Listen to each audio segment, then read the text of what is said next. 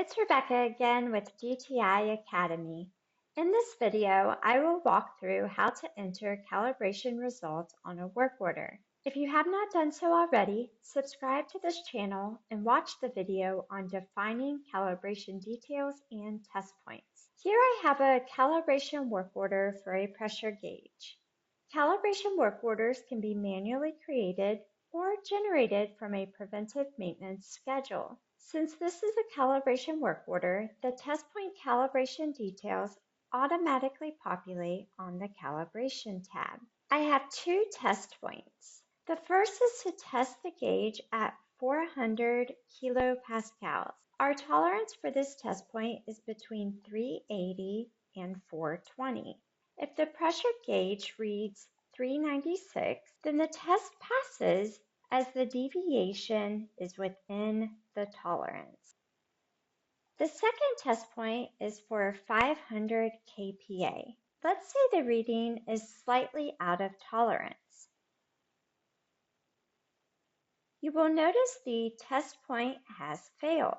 In this example, as part of our SOP, we are to recalibrate the device.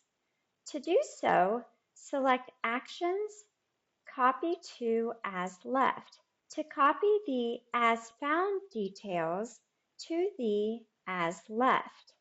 This will allow you to record another reading. Since recalibrating the pressure gauge, the reading is within tolerance and the calibration is passed, but the previous fail has been recorded.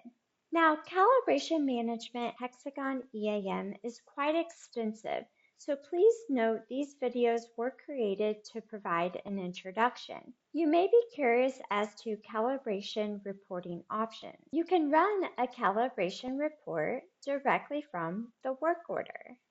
I also encourage you to review the calibration reports available under both the Equipment module.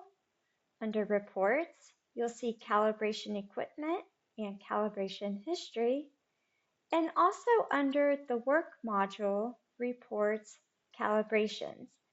I find the calibration analysis to be especially useful because this report provides a list of completed calibration work orders that have resulted in the specified number of statuses of pass or fail.